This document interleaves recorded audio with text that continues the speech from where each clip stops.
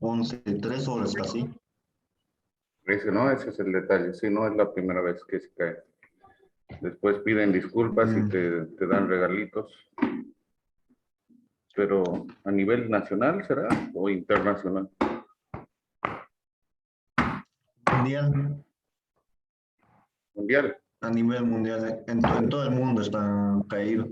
Harta gente de Italia, de España, todos lados. Qué bacán. Y ahora, bueno, una opción es llamarle, a ver, lo voy a llamar. Y a ver, mientras voy a buscar material o empecemos, igual se va a grabar y que entre nomás para cumplir. Tenemos que cumplir. A ver, Si entran, lo voy claro, a así. llamar. Reto ocupado, qué pedo. Mm, a ver, Sebastián. Con los 7, ¿los conoces bien a los 7 o con quienes tienes más No, relación? solo conozco a Diego y a Sebastián. Hola, Sebas. Licenciado, ¿me dices? Soy yo, oye, soy James. Ah, ¿Qué? ya voy a ser licenciado. Ya, ya, una cosita, ya estamos dentro del Zoom, ¿puedes entrar? Yo nomás estoy aquí solito. Pero solo WhatsApp, Zoom no se ha caído. Intenta entrar. Oye, el licenciado me está escuchando, a ver. Perdón. Buenas tardes, licenciado, me dice. Sí, escucha. Ya voy a ser, dile, así que tranquilo. Creo que. Ah, mi crédito se ha agotado. Ahora, Ya, no, dale. ni a Facebook les puedo hablar. No, pues no, no, difícil. Ya empecemos. Bien, por lo menos una horita le meteremos. A ver, hasta que pueda entrar alguien más. Veamos noticias mientras entran. Veamos, ¿Mm? a ver, esta, en la nacional.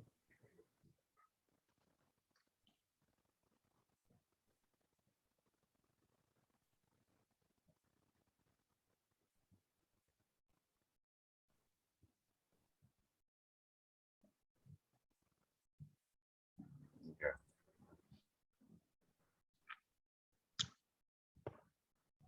Ok, a ver esta noticia de ahora.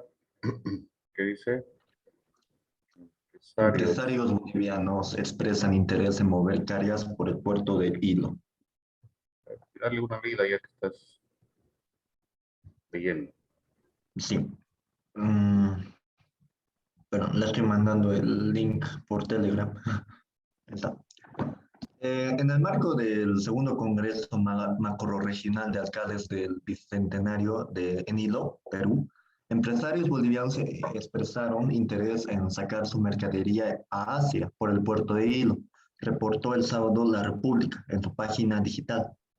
Según el reporte, el director de la empresa boliviana NAPS, Nelson Aldunate, explicó que las empresas importadoras y exportadoras de su país dependen de los puertos chilenos y estos, como el de Arica, están saturados por alta demanda.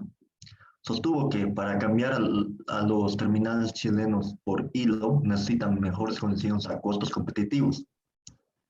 Hay que generar mayor certeza en los servicios que puede brindar el puerto de hilo. Promover el uso del puerto de hilo mostrando los beneficios comparativos, dijo.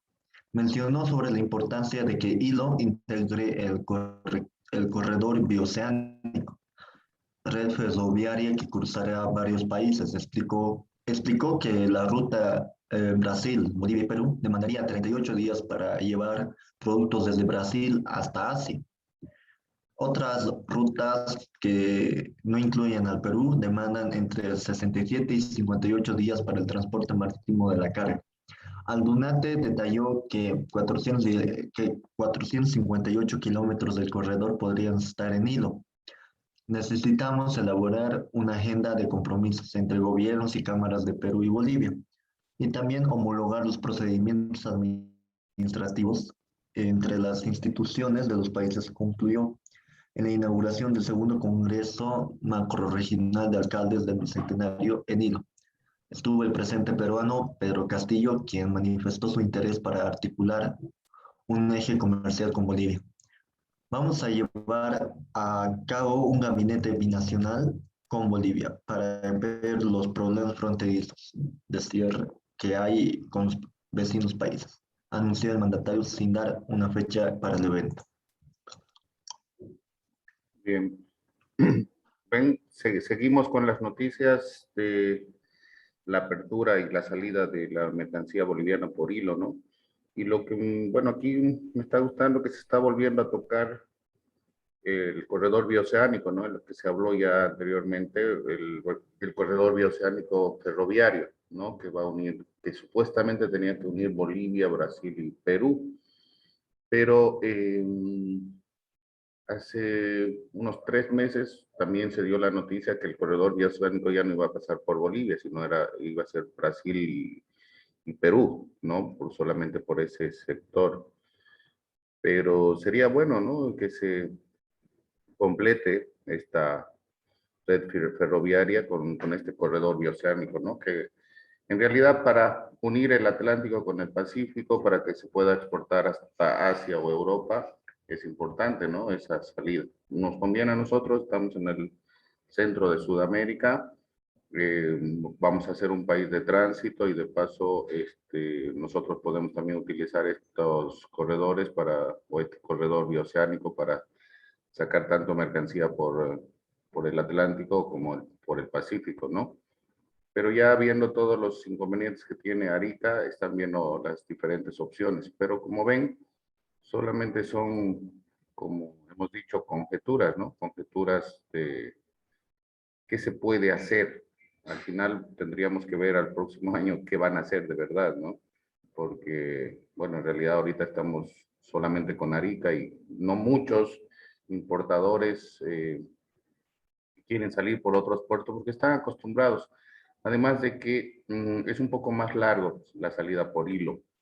Entonces, tal vez eso tampoco les conviene a los importadores, ¿no? No es mucha la diferencia, pero también ustedes saben que en tiempo, la cuestión de la vía carretera, los mismos transportistas prefieren lo que ya conocen, ¿no? La opción principal, que es por Arica, ¿no? Bien, ¿cómo estás, Dieguito? ¿Qué tal, Sebastián? Pensé que no iban a entrar. Se ha colgado el WhatsApp.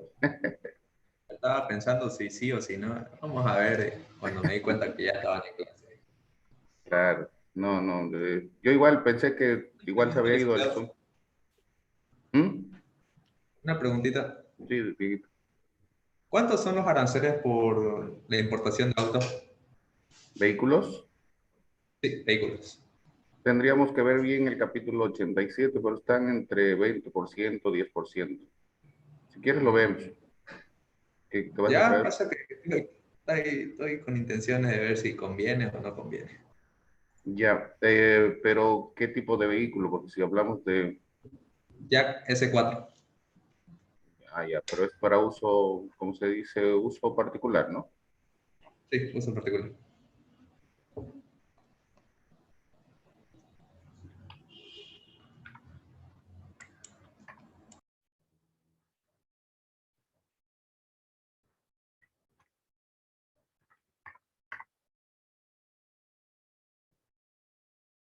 Mm,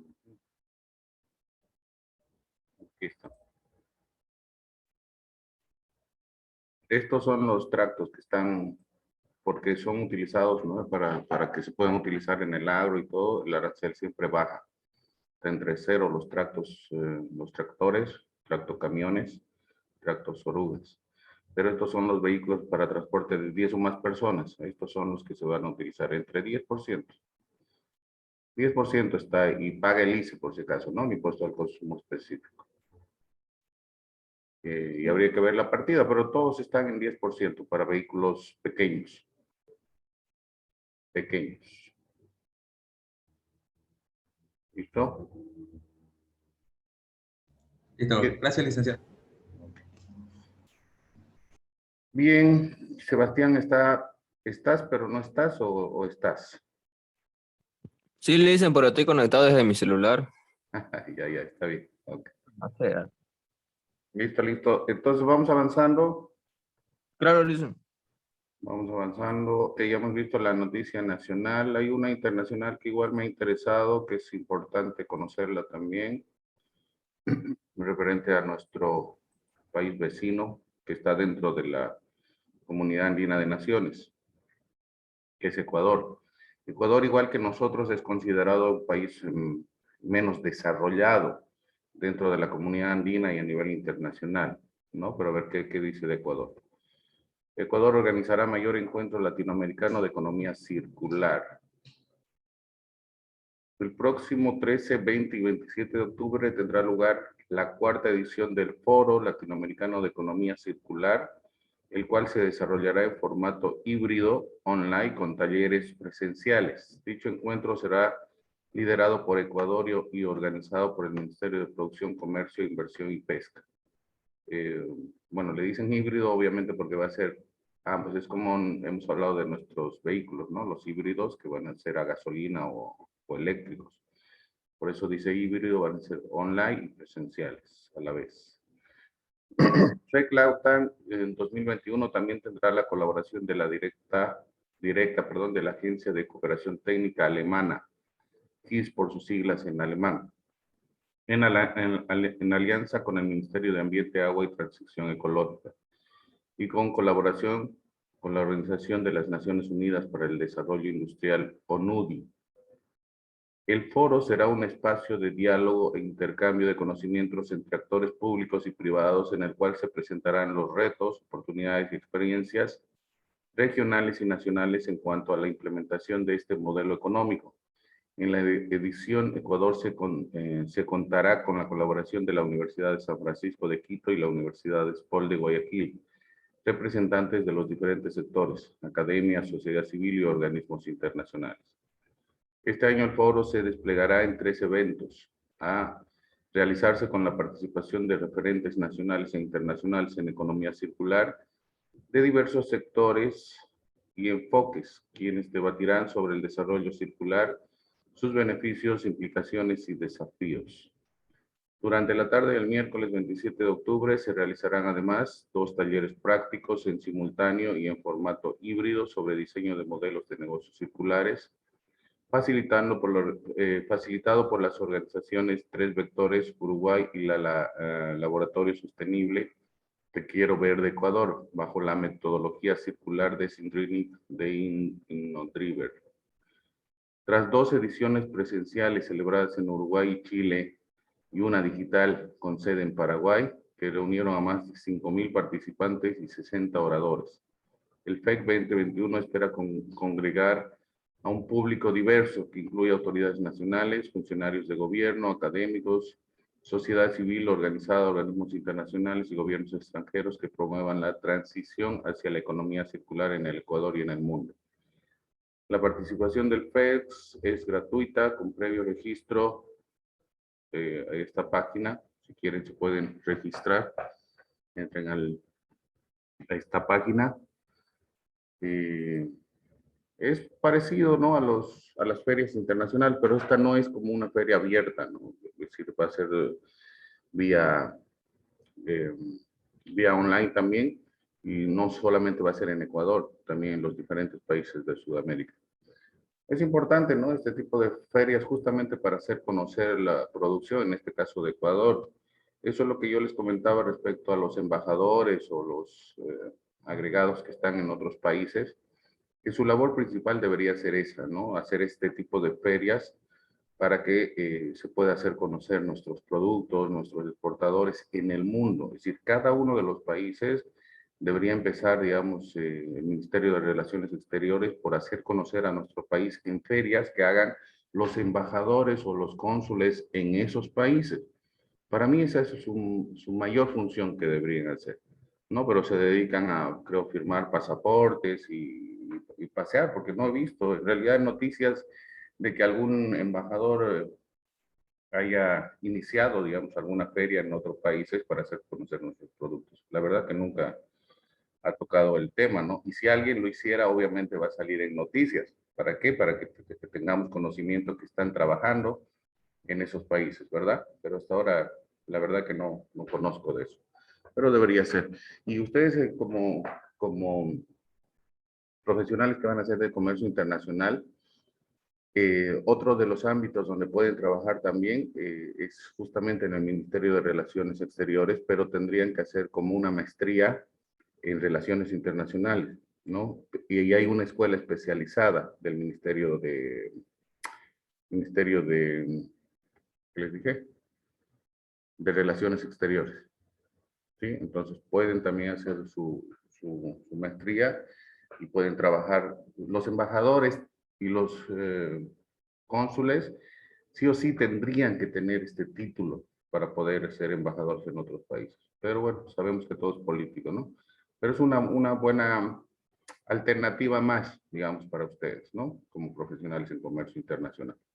Y obviamente el inglés, el inglés, por lo menos inglés técnico tienen que saber. Bien, vamos avanzando entonces, así acabamos, a ver, intentemos acabar ahora lo de normas de origen y ya entramos al tercer módulo directamente con lo que nos corresponde en nuestra materia.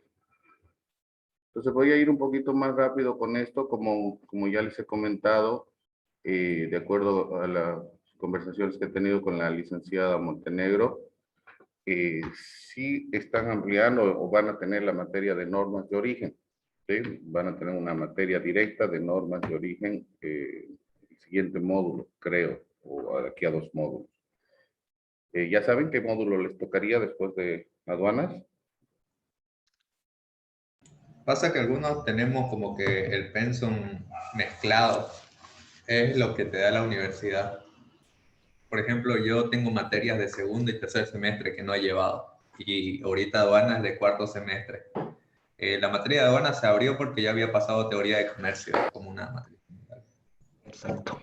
Y medio que me he dado cuenta que los unen, ¿no? A los de comercio internacional, a los de relaciones internacionales, a los de ingeniería O comercial, sea, es creo, una ¿no? ensalada de todo. Y he visto el pensum hace unos días atrás y vi normas de origen en quinto o sexto semestre. Ah, ya. Bueno, por lo menos ya hay esa materia, pero es importante, ¿no? Justamente para que vayamos conociendo, por eso voy a ir un poco rápido, como ya van a tener esta materia. De todos modos, ya tienen el material como resumen, ya para que cuando les toque con el docente que les toque, ya por lo menos puedan o consultar más o tener más claro, digamos, ¿no? Lo que se refiere a normas de origen. Yo creo que hasta donde hemos avanzado se está entendiendo, ¿verdad?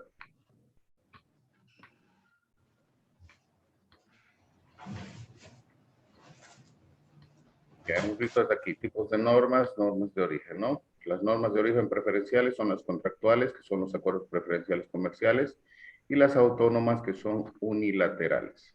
Hemos quedado aquí. Vamos a ver los criterios generales para la clasificación de origen. Para los criterios tenemos que analizar cuáles son las mercancías que son obtenidas totalmente o producidas íntegramente en el territorio de los países participantes en un acuerdo comercial. Es decir, que no tienen ninguna mezcla con mercancías o con insumos que no sean del país, ¿no? Por eso se llama obtenidas totalmente o producidas íntegramente en el territorio de los países. Otro de los criterios para normas de origen o para la calificación de origen son las mercancías que son producidas exclusivamente a partir de materiales originarios del territorio de los países participantes del acuerdo comercial.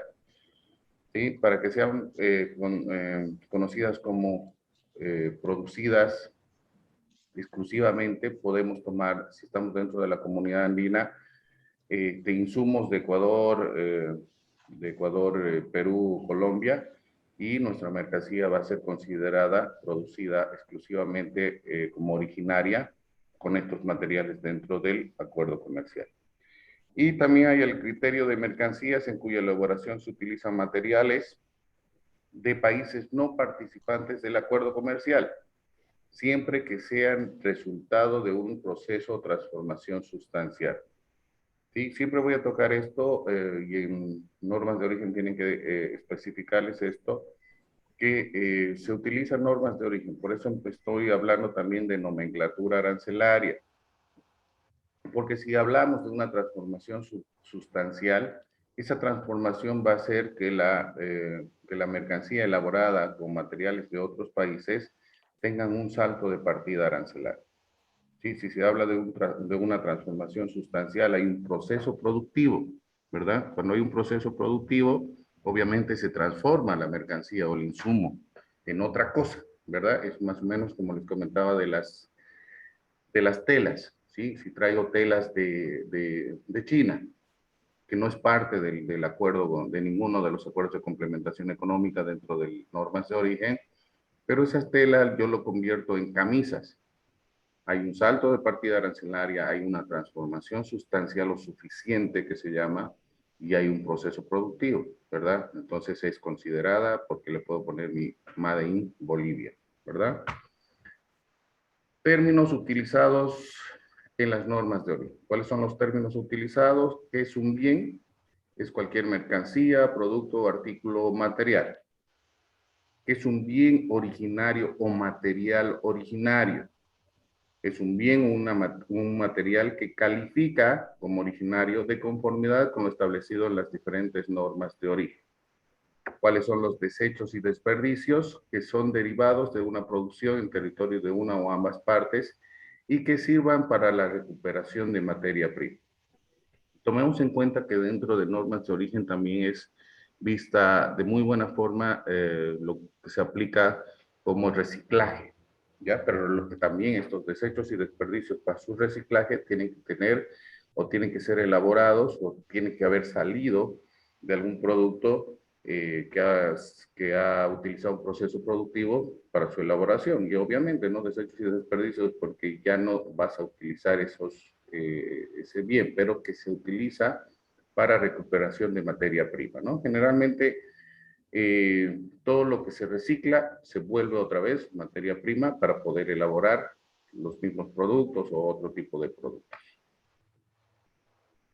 ¿Qué son bienes usados o recolectados en territorio de una o ambas partes, siempre que sirvan solo para la recuperación de materias primas, ¿no? Igual a la recuperación del reciclado con materias primas, obviamente estás haciendo un proceso productivo para poder recuperar estos bienes. ¿Qué es territorio? Es la expresión que comprende los límites geográficos de cualquiera de los países participantes, inclusive las zonas francas ubicadas dentro del territorio. Tomemos en cuenta que zonas francas comerciales en Bolivia han desaparecido. Ahora las zonas francas comerciales son parte de las aduanas interiores. Solo tenemos algunas zonas francas industriales dentro de nuestro territorio. Una zona franca es considerada a nivel internacional como una zona extraterritorial. Es como si no fuera parte del territorio, como si fuera otro país, para que se entienda mejor, donde no tiene tuición la aduana nacional. Pero nosotros sabemos que sí hace verificaciones, porque son concesionarios de zonas francas los que alquilan, subalquilan estos galpones para que llegue esa mercancía a estas zonas francas, ¿no? De las zonas francas se puede reexportar, se puede exportar o se puede hacer una importación a consumo desde zona franca, ¿ya? ¿Qué son los materiales? Es la expresión que comprende las materias primas, los productos intermedios y las partes y piezas utilizados en la elaboración de las mercancías. Ahora hablamos de esta palabra, transformación sustancial. ¿Ya? Transformación sustancial. Las mercancías elaboradas en sus territorios utilizando materias de países no participantes del acuerdo, siempre que resulten de un proceso de transformación realizado en alguno de los países participantes, que les confiere una nueva individualidad caracterizada por el hecho de quedar clasificada en partida diferente a dichos materiales. Estamos hablando de aduanas. Hemos hablado de los regímenes de importación a consumo Y de cualquier tipo de despacho que ustedes hagan, vamos a tocar o se va a tocar nomenclatura arancelaria, que es lo principal, porque estamos hablando ahora de partidas arancelarias, clasificación arancelaria, ponerle un código numérico, lo que ustedes quieran, del sistema armonizado. Y eso a nivel internacional es importante. Por eso aquí se nota, se demuestra que en el sistema armonizado son 6 dígitos, ¿verdad? Eso lo van a ver en nomenclatura arancelaria. Pero que les quede claro, señores, ustedes, estamos viendo aduanas, que les quede claro que la nomenclatura arancelaria es tal vez lo más importante para hacer una importación a consumo. Porque dentro de eso, la aduana nacional, fiscalización o cualquier eh, otro grupo de revisión que haga la aduana nacional, lo primero que van a ver es la partida arancelaria, lo primero. ¿Y qué es lo que causa la partida arancelaria? Justamente esto, ¿no? Que se describa correctamente una mercancía. Dos, que la clasificación arancelaria no te crea contravenciones, porque si te equivocas en la partida arancelaria, la aduana nacional te da una contravención. Y la contravención es simple porque no está inmerso certificaciones, autorizaciones. Ahora, ¿qué pasa?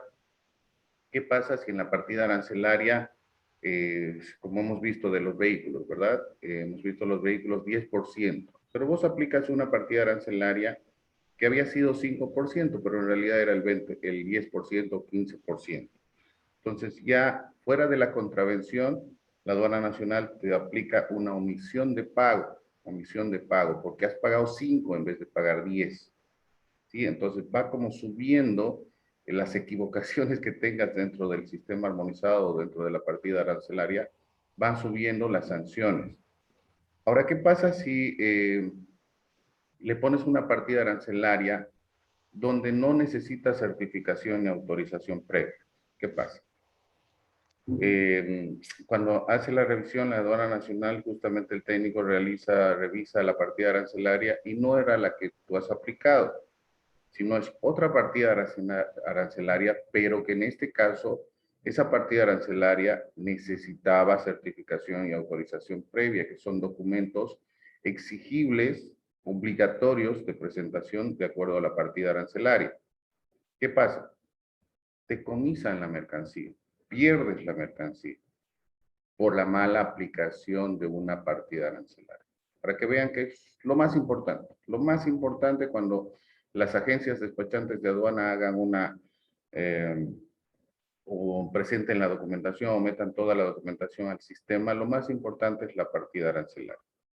Lo bueno que en relación a normas de origen, cuando viene el certificado de origen, viene con su partida arancelaria, pero que no siempre es la misma que aplicamos nosotros en la Comunidad Andina de Naciones. Me dejo explicar.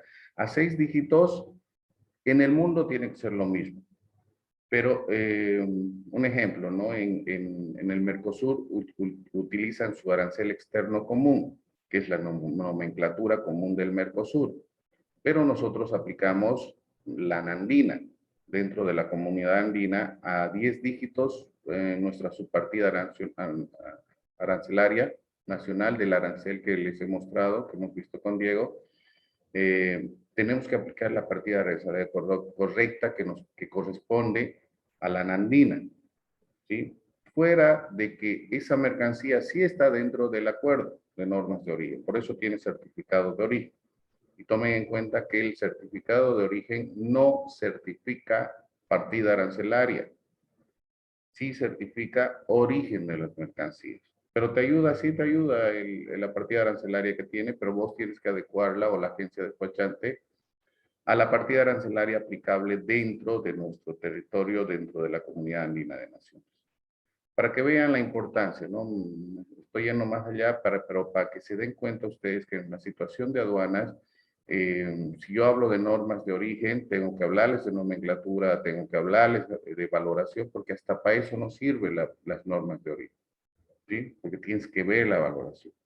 Generalmente cuando vienen con certificación de origen es muy difícil que la aduana nacional revise los precios. ¿Por qué? Porque te tienen que facturar lo real.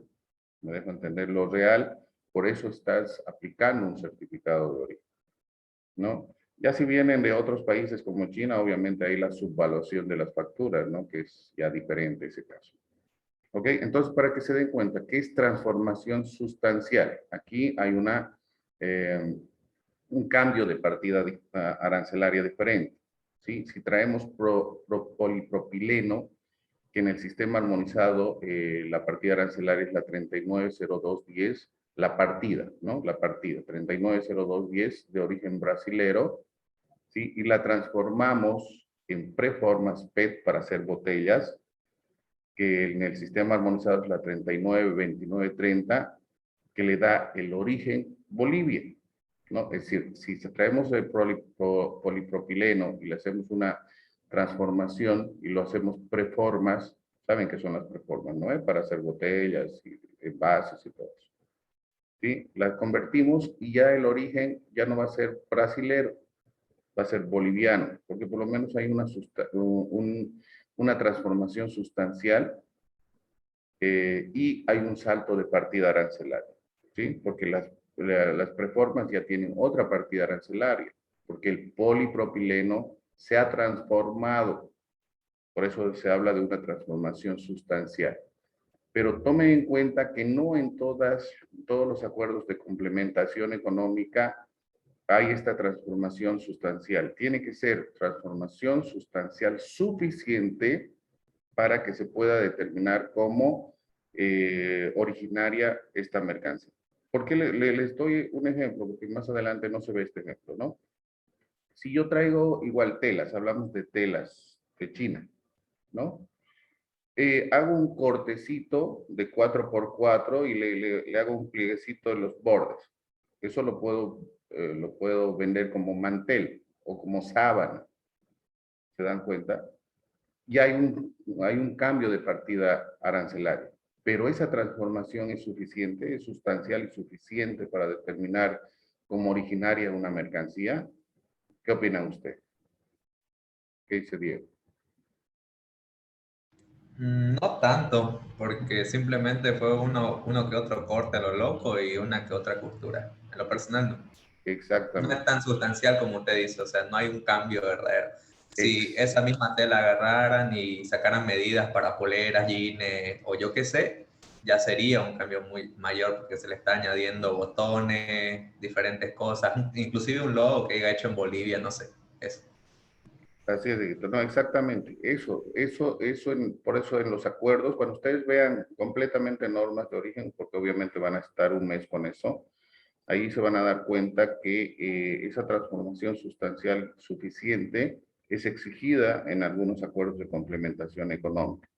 ¿Ya? Y como son exigidas, no se puede considerar esa transformación de traer una tela, cortarla y venderla como Made in Bolivia porque ya son manteles. No les van a dar esta aprobación con certificados de origen porque no ha habido una transformación sustancial lo suficiente. ¿Ya? Entonces, para que vayamos quedando más claros.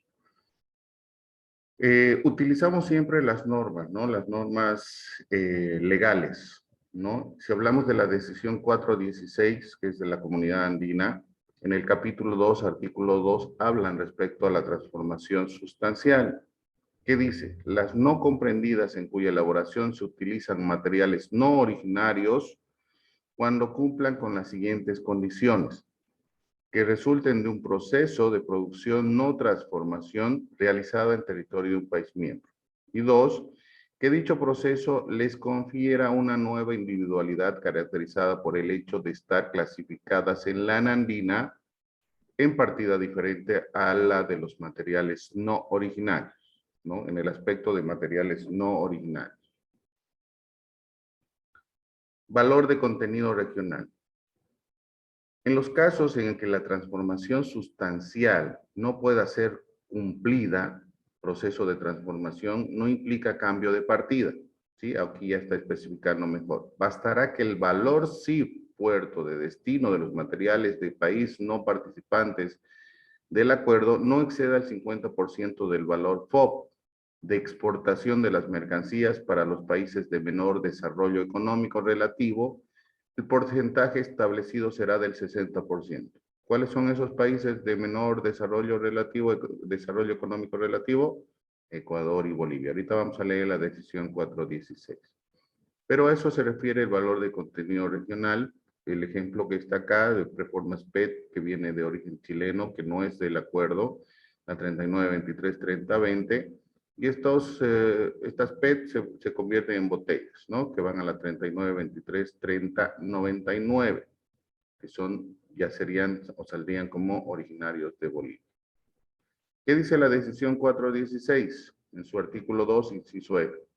Siempre que en su proceso de producción o transformación se utilicen materiales originarios del territorio de los países miembros y el valor CIF de los materiales no originarios no exceda el 50% del valor FOB de exportación de productos, en el caso de Colombia, Perú y Venezuela, que aquí ya no entra Venezuela porque ya no está dentro de la comunidad, y 60% del valor FOB de exportación del producto en el caso de Bolivia y Ecuador, justamente por el beneficio que nos dan a Ecuador y a Bolivia como países de menor desarrollo económico relativo.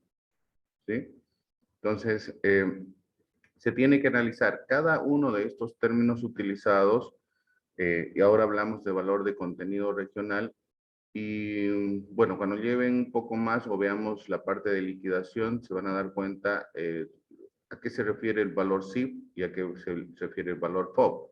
Pero para que entendamos, el valor FOB es solamente el precio pagado por pagar, lo que viene en la factura, el precio de la mercancía. Y el valor CIF para cuestión de liquidación, que lo vamos a ver posteriormente, es la sumatoria del valor FOB, los fletes que incurren hasta llegada a territorio, el seguro y otros gastos. Toda esa sumatoria hace un valor CIF, ¿ya? Entonces ya se tiene que ir determinando por qué el 50% sobre el valor CIF o por qué el 60% sobre el valor FOB, ¿ok? Operaciones de ensamblaje y montaje. Las mercancías, perdón. Las mercancías que resulten de operaciones de ensamblaje o montaje realizadas en el territorio de un país participante, utilizando materiales originarios de los países participantes del acuerdo y de terceros países, cuando el valor CIF puerto de destino o CIF puerto marítimo de los materiales originarios de terceros países no exceda del 50 o 60% del valor FOB de exportación de tales mercancías. ¿Sí? Si hablamos de estas operaciones solo de ensamblaje y montaje, veamos las diferentes materiales que se utilizan, ¿no?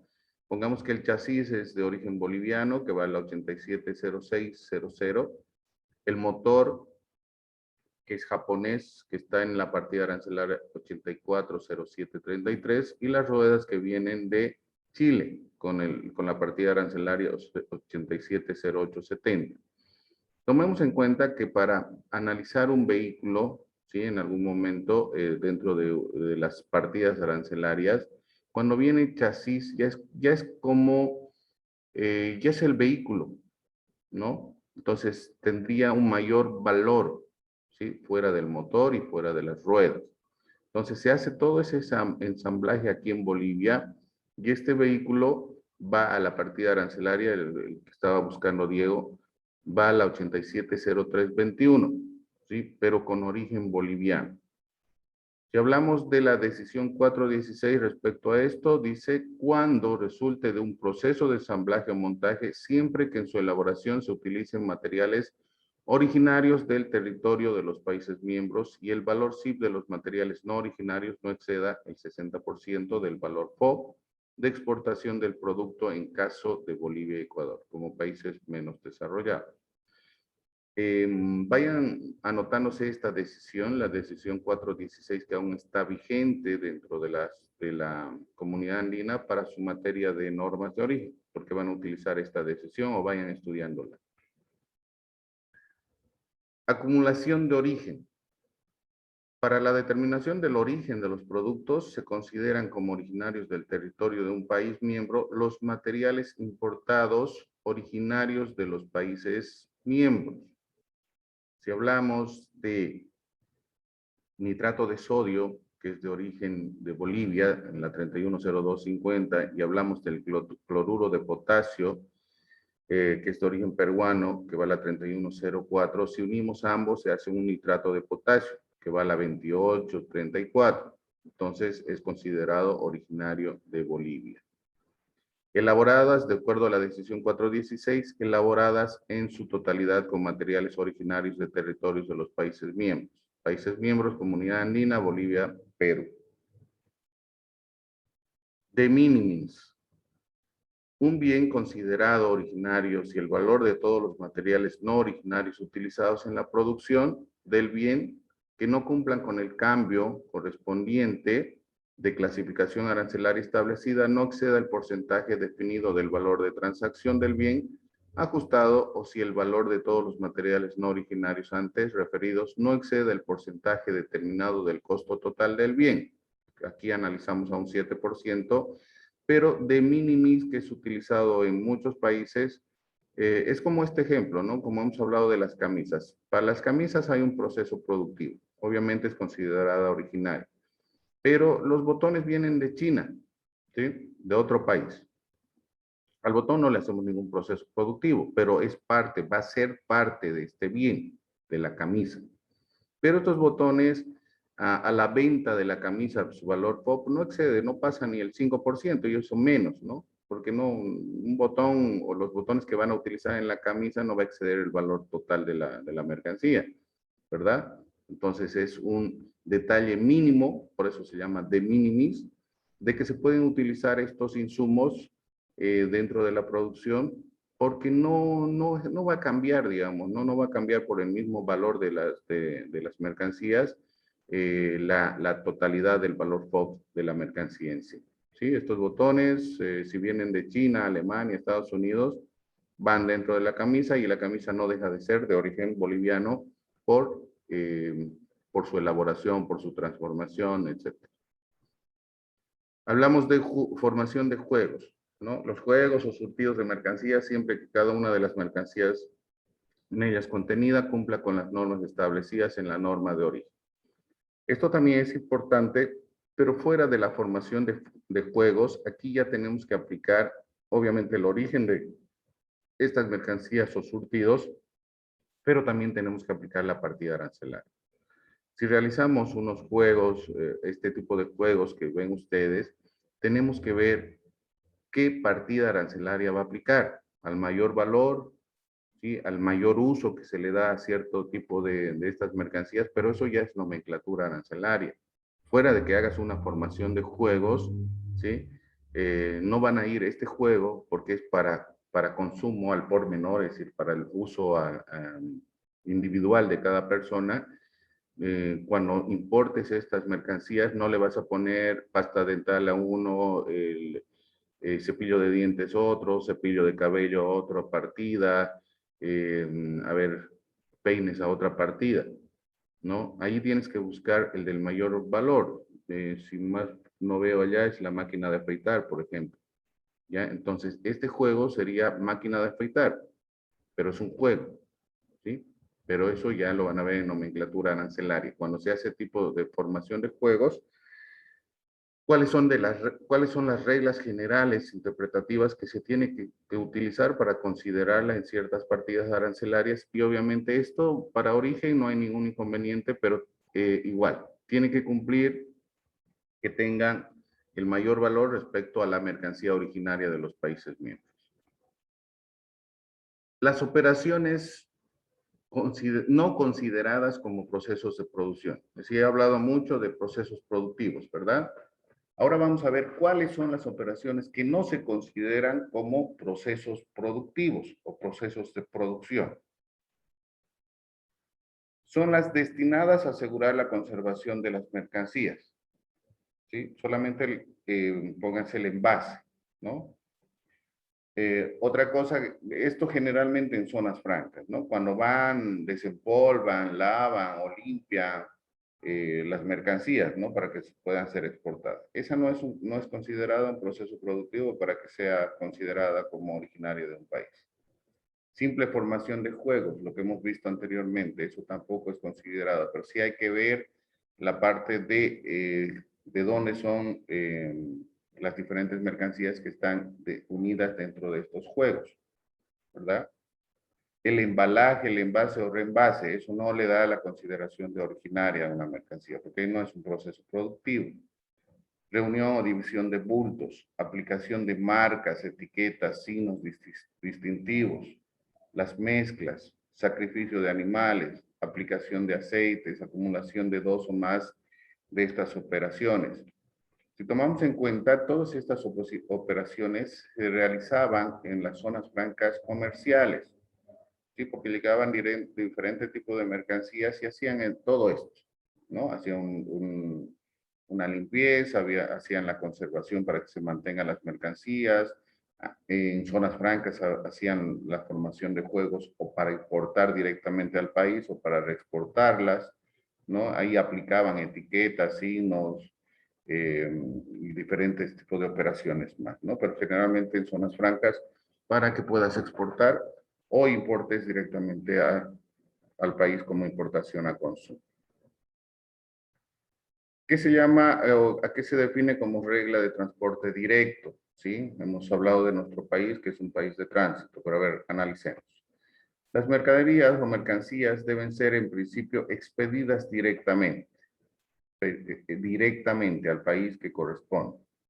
Ahorita les voy a comentar respecto a esto. He tenido un caso, me han llamado desde el Ecuador, perdón, desde el Uruguay, una empresa para que les explique por qué se han comisado la mercancía en Perú, pero ahorita les explico por qué. Y justamente entiéndame esta parte, ¿ya? Las mercancías deben ser en principio expedidas directamente. Soy boliviano, para que me vayan entendiendo, ¿no? Si mi empresa está en Bolivia, emito certificado de origen, tengo que enviarla a Perú, tiene que ir por el lado peruano. En este caso, no sé, ¿qué les digo? Tienen que pasar por Desaguadero, por ejemplo, por una de las aduanas. Pero ¿tenemos camino para Perú? Sí, tenemos. Entonces, tiene que ser expedida directamente. Vayan pensando, ¿qué haría la mercancía que se vaya por Chile? ¿Para qué? ¿Cuál sería el propósito? Sí, ahorita vamos a analizar eso y con eso termino. De cualquier manera, expedición directa no significa transporte directo, ¿ya? Los transbordos y almacenamiento temporal, son permitidos bajo ciertas condiciones y con documentación probatoria dentro de la Asociación Latinoamericana de Integración de la LADI, donde somos países miembros, y desde la LADI salen estos acuerdos de complementación económica, ¿sí? El Mercosur, la Comunidad Andina y los sistemas generalizados de preferencias, ¿no? Esos ya son acuerdos que se tienen con los diferentes países. Tránsito bajo vigilancia aduanera y justificado por, a ver, quiero que me entiendan esto, analicemos. Las mercancías deben ser, en principio, expedidas directamente. Ahora, cuando hay un tránsito bajo vigilancia aduanera y justificado por razones geográficas, ¿sí? ¿A qué podemos analizar razones geográficas? Que de Brasil vaya a Chile, por ejemplo. Sí o sí tiene que pasar por Bolivia, sí o sí, ¿verdad? A no ser que se vaya a dar una vuelta y, bueno, son más gastos, ¿no? Es decir, se vaya a dar una vuelta hablo de transporte terrestre, ¿no? Se vaya a dar una vuelta por toda Brasil y entre por Perú. No, no es justificado, ¿verdad? Pero por razones geográficas, sí o sí tiene que pasar por nuestro país, ¿sí? No estén destinadas al comercio, uso o empleo en el país de tránsito. Nosotros estamos considerados como país de tránsito en este caso, en este ejemplo que estoy poniendo. Ninguna operación distinta a la carga y descarga o manipuleo para su conservación. Es decir, tiene que ser expedidas directamente, ¿sí? Si hablamos con vigilancia aduanera es por razones, por este tipo de razones. Si ingresan a Bolivia, y sabemos que en frontera Puerto Suárez tienen que, en su manifiesto internacional de carga, tienen que ponerle igual ruta y plazo.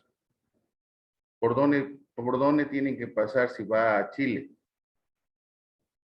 de Puerto Suárez, frontera de ingreso, tendría que salir por Tambo Quemado, frontera de salida o aduana de salida, ¿verdad? Entonces, en frontera Puerto Suárez le tienen que asignar ruta y plazo para que ese camión que no se va a quedar en Bolivia tenga ese control o vigilancia aduanera hasta que salga por Tambo Quemado.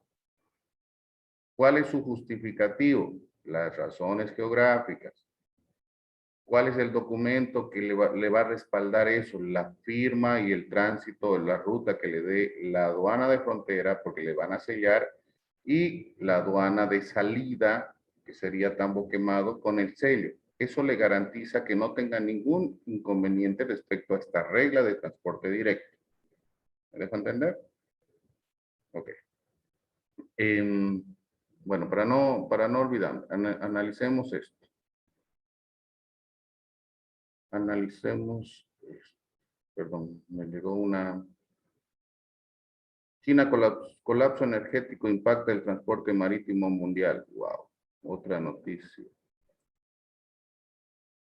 ¿Qué ha pasado? ¿Se ha ido Diego? Digo,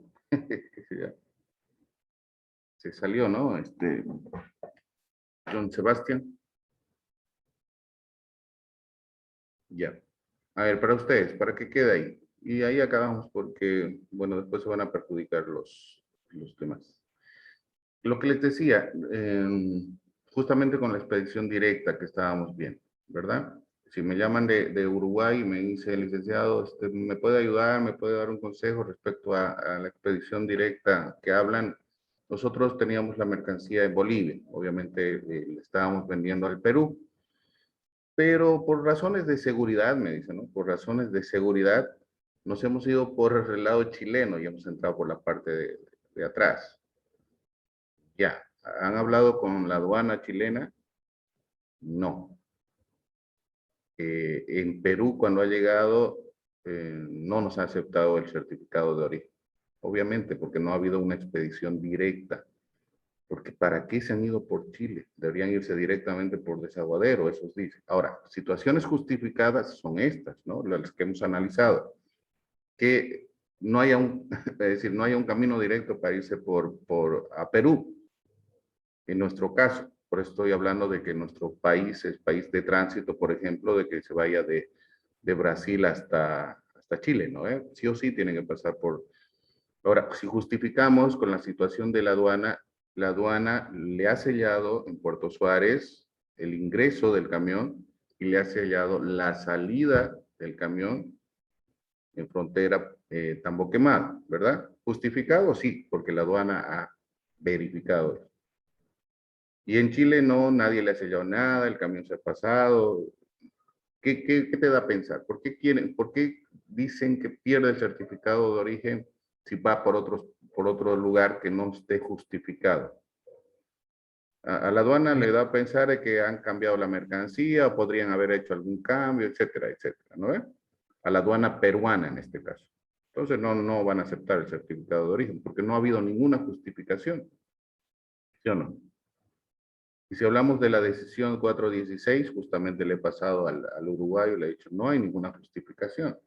Y es por eso que no le van a aceptar el certificado de origen. Obviamente no le van a comenzar la mercancía, pero no le van a hacer valer el certificado de origen porque no ha habido una expedición directa. ¿Me vas a entender? Entonces, y hasta eso hay que conocer. ¿Se dan cuenta? Son normas internacionales. Si estamos hablando de un uruguayo que me pregunta, yo para mandar algo al Mercosur tengo que analizar cuál es la norma específica, ¿verdad? Entonces, ese es el conocimiento que se tiene que tener respecto al comercio internacional. Tienes que ver qué certificados, qué autorizaciones, qué documentos necesitas para ingresar a ese país, ¿verdad? Y fuera de esto de lo que estamos analizando respecto a la expedición directa. Está en la decisión 416, analícenla, vayan viéndola porque van a llevar normas de origen. ¿Listo? A ver, veamos esta noticia más, unos 6 minutitos. Una pregunta, licenciado, antes que... No, perdón. Sí, En el punto 2, cuando usted nos puso ese ejemplo, ¿no? Desde que pasó por Chile y entró para Perú, porque ya sea la ruta o mucho malandro en la carretera, decía que el envío directo no tiene que ver nada con el transporte directo. En este caso sí debería ser aceptado las normas de origen. Eso No, decía en el segundo párrafo de la diapositiva, ya, a ver, que lo veamos, lo veamos, lo veamos. no me acuerdo muy bien, ni la anoté por escucharlo. Pero... Ya, no, lo veo. Ya, de cualquier manera, expedición directa no significa transporte directo. Entonces podría pasar por Sí, Chile sí, pero, y sí, pero, por razones justificadas. Es decir, ya, pase por, no importa, que vaya por Chile, pero ¿bajo qué? Vigilancia aduanera. Sí, vigilancia aduanera. Ahora, ¿qué justificativo le vas a dar para irte por otro país? A ver, como tú dices, sí, digamos, ¿no? Es lo mismo que me he dicho, ¿no? Por razones de seguridad nos hemos ido por Chile, pero han avisado, es decir, a nivel internacional tienes que decir, me estoy yendo por Chile, o por lo menos a los chilenos, por favor, me pueden sellar esto, porque no estoy yendo, no estoy pasando una expedición directa, sino me estoy yendo por este lado, por esta situación, por seguridad. Entonces, ¿qué dije ahí? Que tenga vigilancia aduanera. ¿No ve? Y si tienes vigilancia aduanera, pues tu manifiesto internacional de carga tiene que llegar con los sellos. Es decir, Perú va a aceptar siempre y cuando Chile haya dicho, sí, ha entrado él por aquí y ha salido por aquí, ha estado bajo vigilancia aduanera. Pero si no ha tenido ningún sello, no sabe la aduana, ni idea que le acepte. ¿Verdad? Ahora sí digo. ya, y otra cosa, Sí, sí, perdón. no. Pero ¿cómo Chile deja entrar un camión sin registrarlo ni nada? O sea, tiene que mostrar porque está ingresando un camión con mercancía, lógicamente, ¿no? Se tiene que ser registrado, a menos que se Debería. haya ido por una ruta ilegal. Eso me ha dado a pensar, por eso le he preguntado, entonces, ¿te ha sellado algún documento, el manifiesto internacional, la aduana chilena? Me ha dicho no. Entonces eso me ha hecho pensar que no ha entrado por las rutas Se han establecidas. metido por las 50 Claro, o rutas que hay claro, de... claro. Ya. Porque obvio, cuando entras a cualquier país tienes que, a ver, tienes que justificar por qué estás entrando por ese país, ¿verdad? Es decir, tienes que ir La a la ruta aduana a de... decirle, me estoy yendo a Perú, y los mismos chilenos le iban a decir, ¿y por qué está viniendo por Chile? Si está yendo a Perú de Bolivia, ¿por qué no se ha ido por Desaguadero? Me dejo entender, yo haría eso, digamos, si estoy en la aduana chilena, primero tendrían que mandarme una carta o algo, o decir a los mismos peruanos, vamos a pasar por Chile, ¿verdad? ¿Sí o no? Es decir, todo tiene que ser justificado con documentación. Pero ahora que quieren su certificado de origen, pero no han avisado ni a una ni a otra aduana, ¿cuál es la justificación? No hay una expedición directa justificada por la parte geográfica, digamos, ¿no? No ha habido una vigilancia aduanera, ¿verdad? Entonces, por eso, cuando le he preguntado, ¿y la aduana chilena te ha sellado algo? Me ha dicho no. Entonces, es decir, ¿dónde más? Por eso le he pasado la normativa donde especifica, obviamente no tan claro, pero especifica ahí que todo tiene que ser mediante vigilancia aduanera, ¿verdad? Y obviamente justificado. Por eso te digo, los chilenos le iban a preguntar, ¿por qué está viniendo por aquí? Si Desaguadero, si usted se está yendo a Perú, ¿no? ¿Sí o no? Muy bien. ¿Alguna consultita más, tío? ¿Listo? Ya veamos esta noticia más y nos vamos. A ver, veamos qué es lo que sale. Ahorita me llegó. Cada que estoy, sale estas noticias. Es lo que me gusta, digamos, muy interactivos. Colapso energético impacta el transporte marítimo mundial. Ya fuera, ya hay otras cosas. Ya sea GNL, graneles secos, contenedores, transportistas de automóviles, petroleros o constructores navales, la extrema escasez de energía que se experimenta en China en este momento está afectando a casi todas las líneas de envío. 2/3 de las provincias de China se han visto obligadas a implementar medidas de